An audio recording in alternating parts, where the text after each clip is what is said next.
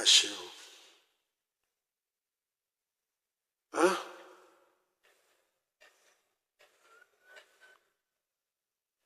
a ti pàdánù bàbá Suebebe. Bàbá Suebebe wọ́n ti kú sí hospital. Wọ́n ti kú sí hospital. Mo rí ìròyìn yìí.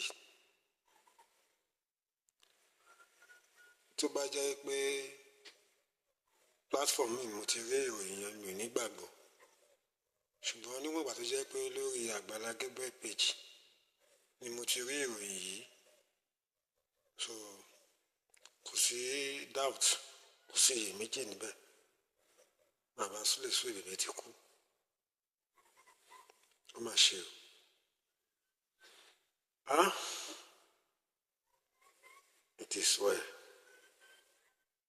It is well. Bíbélì sọ wípé nínú gbogbo ká máa dúpẹ́ lọ́wọ́ Ọlọ́run.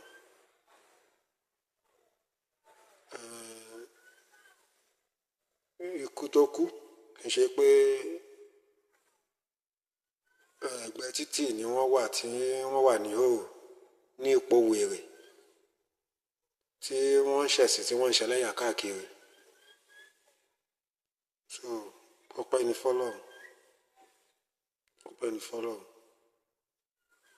At least bàbá Yorùbá ti kú tipẹ́ tó bá ń ṣe ọlá Ọlọ́run, ọlá Àgbàlá Gabriel.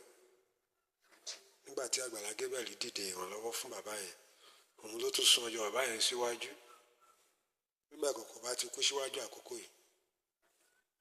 Nígbà tí bàbá yẹn ti wà ní dùbúlẹ̀ àárẹ̀ tí Àgbàlá Gabriel wá gbé bàbá yẹn nílé, tó wá gbé bàbá yẹn nílé tó fi di pé wọ́n ṣètọ́jú bàbá yẹn.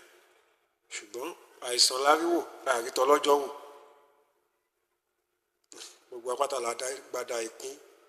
Ṣùgbọ́n mo gbàdúrà àti mi ò àti gbogbo ojú tó ń wo fídíò yìí lọ́wọ́lọ́wọ́ báyìí.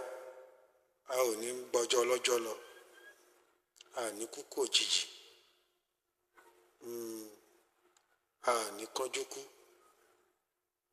Ọjọ́ wa dalẹ́ adàgbà darúgbó. Ọlọ́run sọ wípé ẹ̀mí gígùn àtàlàáfíà lòun yóò fi tẹ́ wa lọ́rùn. Lórúkọ Jésù bẹ́ẹ̀ ló máa rí fèmí àti yín. Ẹ̀rí bí mo ṣe gbọ́ ìròyìn yẹn ó bà mí nínú jẹ́. Mi ò tí ì wẹ̀. Mo fẹ́ lọ gẹ irun gan láàárọ̀ yìí gan kí n kó gbogbo irùngbọ̀n yìí kúrò. Ṣùgbọ́n bí mo ṣe gbọ́ ìròyìn yẹn ó ká mi lára gan.